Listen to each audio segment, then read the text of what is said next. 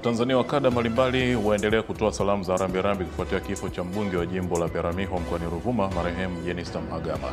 Na timu ya taifa ya Tanzania Taifa Stars yaendelea kujinoa vikali nchini Misri kuelekea mashindano ya AFCON 2025 yatakayofanyika nchini Morocco. Mtazamaji, ni Disemba 12 mwaka 2025. Karibu sana katika asubuhi njema, na hapa huwa tunaanza na taarifa ya habari. Mimi naitwa Emily Lazarus. Karibu sana mtazamaji. Makamu wa Rais wa Jamhuri ya Muungano wa Tanzania Mheshimiwa Balozi Dr. Emmanuel Nchimbi amesema taifa limepata pengo kubwa kwa kuondokewa na aliyekuwa mbunge wa jimbo la Peramiho mkoani Ruvuma marehemu Jenista Mhagama, ambaye alikuwa kiongozi aliyeheshimika na kutumikia nchi katika majukumu mbalimbali ya kitaifa.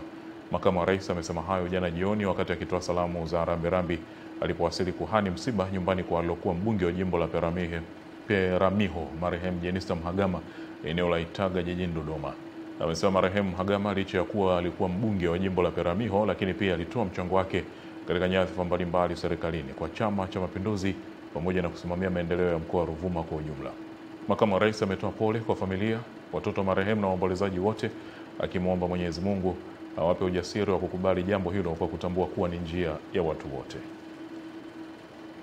Kwa tuna msiba mkubwa kwa maana ya sisi kwenda kwa mkoa wa Ruvuma. Nataka tutujue kwamba mkoa wa Ruvuma una msiba mzito sana, kwa maana ya kwamba mmoja wa viongozi waliokuwa wanaheshimika sana na ambao walikuwa wanasimamia maendeleo ya mkoa mzima, sio eneo moja tu, pamoja na Jenista. Kwa hiyo tuna msiba mzito sana mkoa wa Ruvuma. Lakini kitaifa pia wote mnajua majukumu ambayo Jenista ametekeleza katika nyadhifa mbalimbali serikalini, lakini pia kwenye chama. Kwa hiyo tuna pengo kubwa sana kutokana na kuondoka kwake, na hasa katika mazingira haya ya ughafla. Kwa hiyo tunachoweza kusema katika mazingira haya ni kuwaombea watoto wake na ndugu wa karibu. Mungu awape nguvu, awape ujasiri wa kulikubali hilo, awape ujasiri wa kujua kwamba ndio sehemu ya maisha yetu kama binadamu. Lazima wote tunafika katika hatua hiyo, na waendelee kumtegemea Mungu. Jamhuri ya Muungano wa Tanzania Mheshimiwa Dr. Mwigulu Nchemba ameagiza kukamilika haraka kwa ukarabati wa soko la majengo lililopo jijini Dodoma ili kuwawezesha wafanyabiashara wa jiji hilo kunufaika na mradi huo. Mheshimiwa Dr. Nchemba ametoa maagizo hayo wakati alipofanya ziara ya kushtukiza kwenye soko hilo kwa lengo la kujionea maendeleo ya ukarabati wake unaotarajiwa kukamilika Machi 2026, huku akibainisha kuwa ukarabati huo umeambatana na upanuzi na kuongeza vizimba karibu mara 2 ya vilivyokuwepo awali. Sambamba na hayo, Waziri Mkuu amemwagiza mkurugenzi wa jiji la Dodoma Dr. Frederick Sagamiko kuhakikisha kwamba wanatoa kipaumbele kwa kugawa vizimba kwa wafanyabiashara waliokuwepo awali katika soko hilo, kwa sababu zipo tabia likitengenezwa soko kama hili wanagawana tena watumishi wa umma, alafu wao ndo wanaanza kuwakodishia watu wanaotaka kufanya biashara.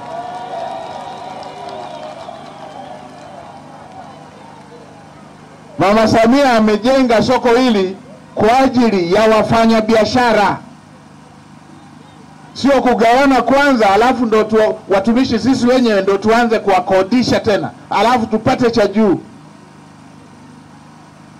Vyombo vyote vya kuchunguza vyenye macho hayo, fuatilieni, akitokea mmoja ambaye hakuepo, hatujawahi kumuona kwenye biashara, aje ajitokeze alafu yeye aanze kutukodishia.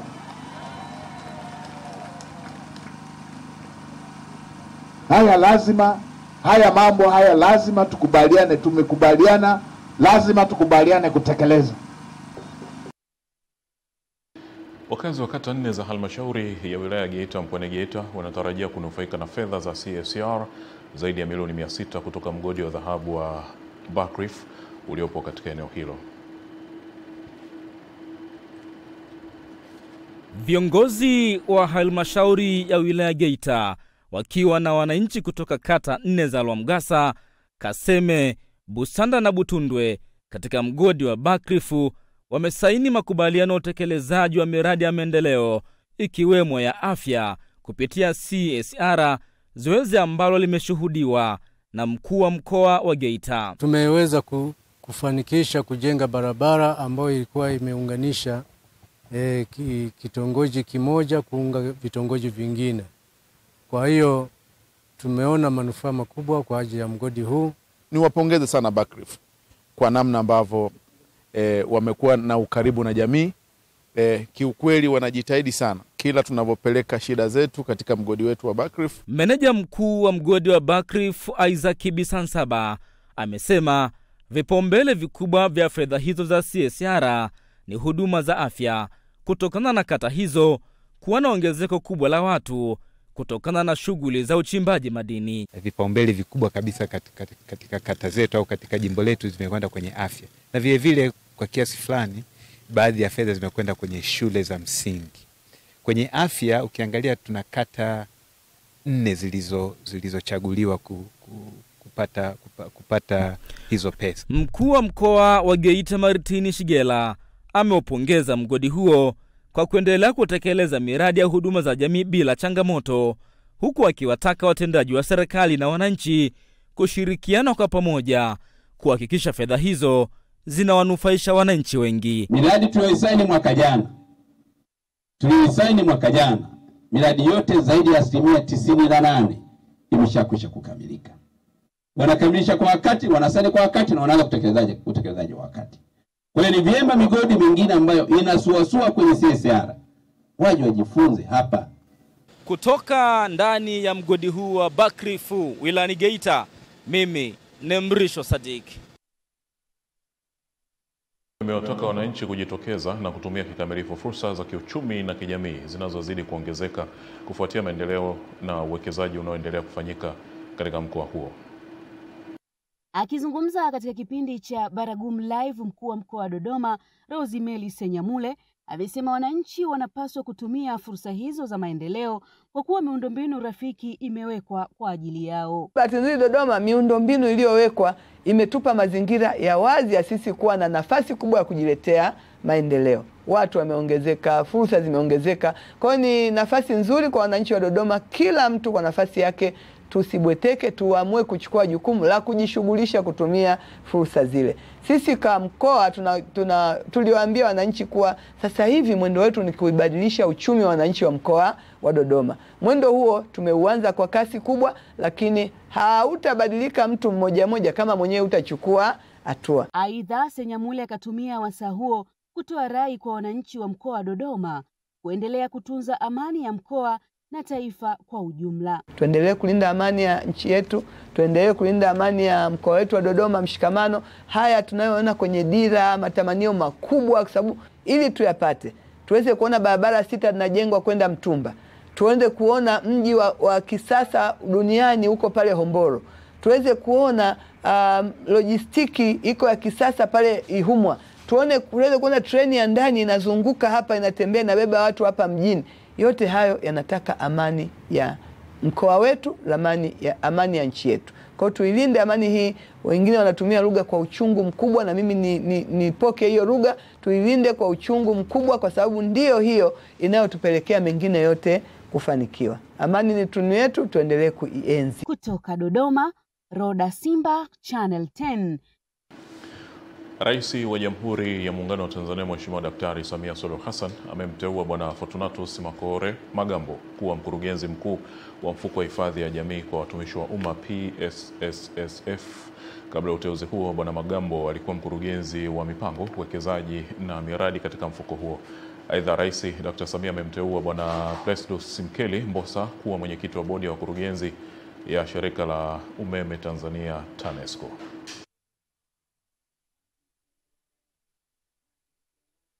Taarifa binafsi Zanzibar PDPC Rehema Hamisi Abdullah amesema bado jamii iliyokumbwa inahitaji kupatiwa elimu zaidi juu ya ulinzi wa taarifa binafsi na athari za kutoa taarifa za siri kwa kila mtu kwa kutokujua athari zake.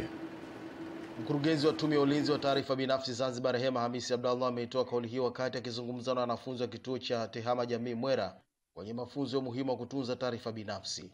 Amesema kutokana na kukua kwa teknolojia na uchumi kujikita kwenye mitandao, baadhi ya watu huweka au kutoa taarifa zisizo rasmi wakati wa kuomba huduma au mahitaji. Tunaelekea kwenye uchumi wa kidijitali, kwa hiyo tumeona muhimu kwamba nyinyi mnafundishwa masuala ya teknolojia, na hapo baadaye mkishamaliza kuhitimu pia mtafanya biashara nyingine zitafanyika kwenye mtandao.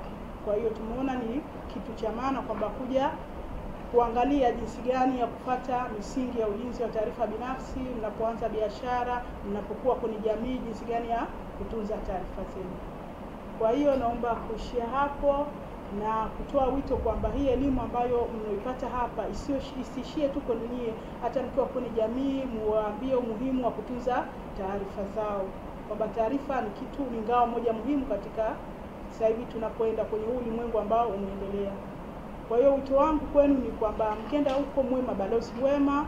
Kwa upande wao, wanafunzi wa kituo cha TEHAMA Jamii waliopatiwa mafunzo ya ulinzi wa taarifa binafsi wamesema mafunzo hayo yatawasaidia na watu waovu wanaotumia taarifa za watu wengine kujipatia kipato au kufanya hujuma mbalimbali kupitia kwenye mitandao. Mwanzo ilikuwa tumekuwa na tabia mtu akija tu kuuliza kama sheha au watumiaji au waandishi wa habari kuja kudai taarifa zetu kwa kujiaminisha kwamba wana haki wao tu ya kuzichukua, si hatuna haja ya kuuliza wanatumia kitu gani ama wanazipeleka wapi. Kumbe hapana, haiko hivyo. Ndio nimepata elimu kwamba pia mimi nina haki ya kuwauliza wanaenda nazo wapi na wanazifanyia nini mpaka niridhishwe na wapate ridhaa yangu. Nimefaidika leo juu ya elimu ambayo imekuja kutolewa na Tume ya Utunzaji wa Taarifa Binafsi.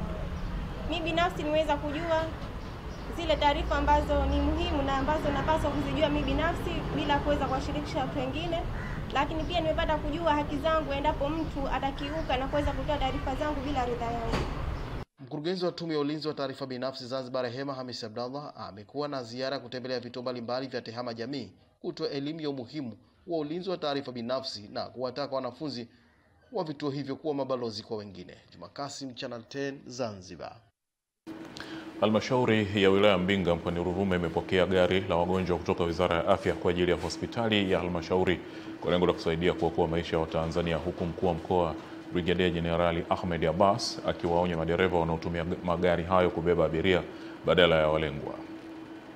Akikabidhi gari kwa halmashauri ya wilaya Mbinga, mkuu wa mkoa wa Brigadia Jenerali Abasi amesema lengo la serikali kununua gari hilo la wagonjwa ni kusogeza huduma karibu na wananchi wake, hivyo matakiwa kulitunza ili liweze kutoa huduma kwa muda mrefu. Gari likatumike kwa makusudio yaliyolengwa. Hili ni gari la wagonjwa. Siku za hivi karibuni tumeshuhudia malalamiko mengi magari kama haya yakitumika kubeba abiria.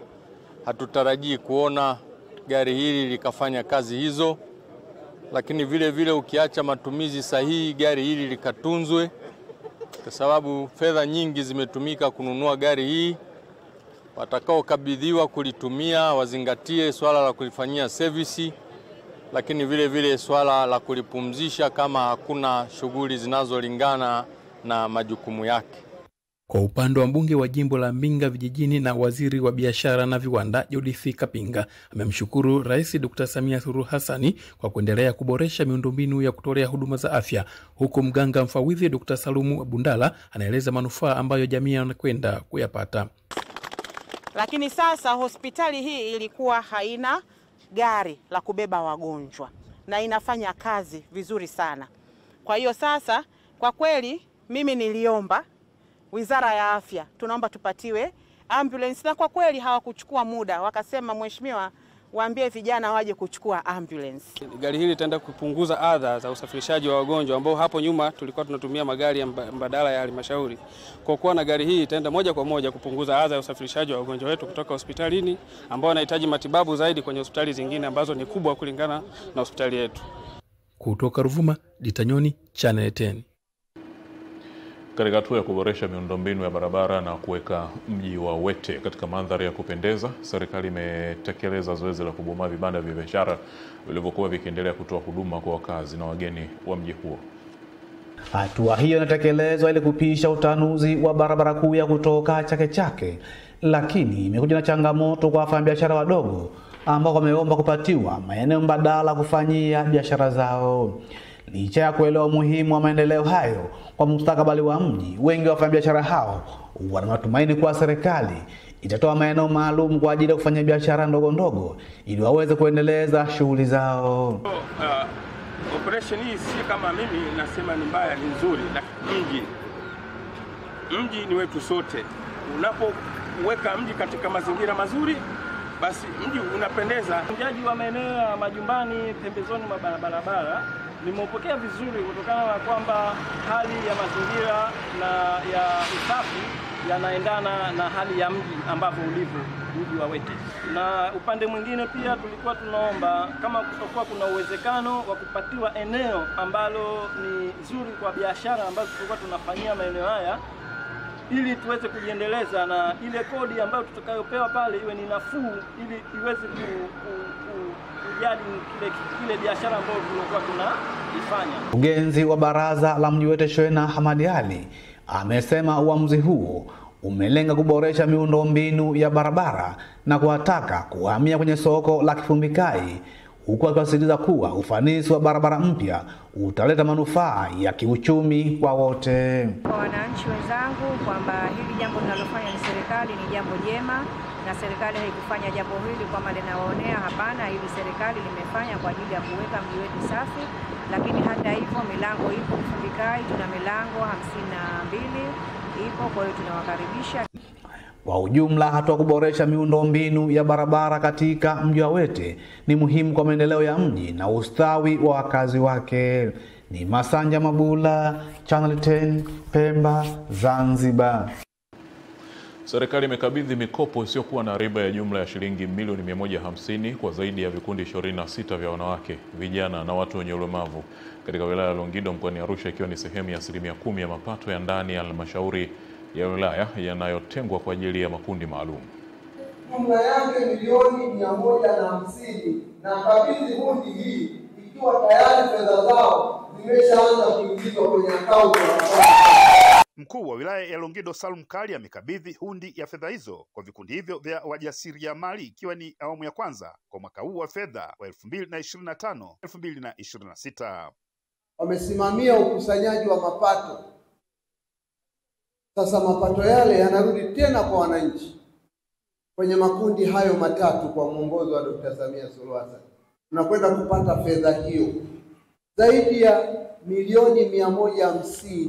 Leo tunaandika historia nyingine hapa kwenda kuwakopesha vikundi. Hebu fikiri leo katika milioni 150 kina mama mnapata milioni 60 kwa vikundi vyenu mlivyonavyo 11. Kwa upande wake, afisa maendeleo ya jamii wa halmashauri ya wilaya ya Longido, Grace Mgase, ametaja utaratibu wa mgawanyo wa mikopo hiyo. Halmashauri iliweza kukopesha kiasi cha shilingi milioni 396 kwa vikundi 43 vya wanawake, vijana na watu wenye ulemavu, ambapo kwa mwaka huu ambao tunatekeleza wa 25-26 tumetenga kwa awamu ya kwanza shilingi milioni 150 ambazo zitaenda kukabidhiwa leo. Awali, mwenyekiti wa halmashauri ya wilaya ya Longido Thomas Ngobei alisisitiza uadilifu na uwajibikaji katika matumizi ya mikopo hiyo. Nao wajasiriamali wanufaika wa mikopo hiyo wameishukuru serikali kwa uwezeshaji huo wa kiuchumi. Fedha hizi ni mikopo ambayo tunatoa kwa ajili ya kuwanyanyua wananchi kiuchumi, na ili mwenzako aweze kupata kesho lazima uwe mwaminifu. Niwaombe sana tuwakumbushe kulingana na mkataba mtakazo sasa leo, nikumbuke kurejesha fedha hizo. Na tunamshukuru serikali sana kutuwezesha, maana tulikuwa tunataka kunenepesha mbuzi alafu tunarudisha kwa wakati. Kwa hiyo tunamshukuru sana serikali. Tuna kila sababu ya kusema asante kwa serikali yetu kutuona sisi kwamba ni wahitaji. Tunawashukuru sana, tunamshukuru Rais pamoja na jopo lake lote. Ni Novatus Makunga, Channel 10, Arusha. Na katika michezo, zikiwa zimesalia siku kadhaa, wapenzi wa kabumbu barani Afrika wakitarajia kuanza kushuhudia uwezo wa nyota kutoka mataifa shiriki ya mashindano ya AFCON 2025, timu ya taifa ya Tanzania Taifa Stars imeendelea kujinoa kwa ajili ya mashindano hayo ambayo Tanzania ipo kwenye kundi C na mataifa ya Nigeria, Tunisia na Uganda. Taifa Stars inatarajiwa kushuka dimbani katika mchezo wake wa kwanza tarehe 23 dhidi ya Nigeria katika dimba la Fez Stadium, na mchezo wake wa pili utachezwa na Uganda tarehe 27 katika uwanja wa Al Madina jijini Rabat, huku mchezo wa tatu Stars itamenyana na Tunisia tarehe 30 katika dimba la Prince Moulay Abdillah. Na kuelekea katika mashindano hayo, wachezaji Hussein Masalanga na Ede Suleiman wameeleza maandalizi kwa namna yanavyoendelea huko nchini Misri. Ni mpinzani mgumu, lakini Na imani kwa maandalizi haya tunaweza tukafanya kitu na watu ambao wanafikiria. Sisi tunajua ni timu Nigeria ni timu nzuri, ina maprofessional wengi, lakini pia na sisi tuna maprofessional, na kwa kipindi cha hivi karibuni tumekuwa tukifanya vizuri sana katika national team, japo kuna muda sometime matokeo yanakuwa hapo upande wetu, lakini kwa imani kubwa ambayo nilikopo nayo kwa wakati huu tutafanya vizuri. Sisi wa magolikipa tumejiandaa vizuri, kama unaona tuna section za magolikipa ambazo zinatufanya tuweze kuwa bora, na imani kwa uwezo wa Mwenyezi Mungu kwa wale ambao tunayafanya mazoezini tenda kuhamishia kwenye mechi na tutafanikiwa. Maandalizi naona ni mazuri, Mwalimu Gamondi ana tactic nzuri, kwa tumeanza vizuri mazoezi kwa sababu tulipofika siku ya kwanza tulianza ku recover, nao tushaanza mazoezi, naamini maandalizi ni mazuri sana na tunaweza tukaenda kufanya kitu katika AFCON. Nilitamani kuwepo na nipo. Kitu ambacho natamani ni kwenda kuwakilisha nchi yangu vizuri. Natamani kwenda kufanya vizuri katika AFCON yangu ya mara ya kwanza. Mimi ni Winga Teleza Witness Ngalawa na hii ni Channel 10 Michezo. Taarifa hiyo inahitimisha habari ya asubuhi njema, mtazamaji, endelea kuwa nasi.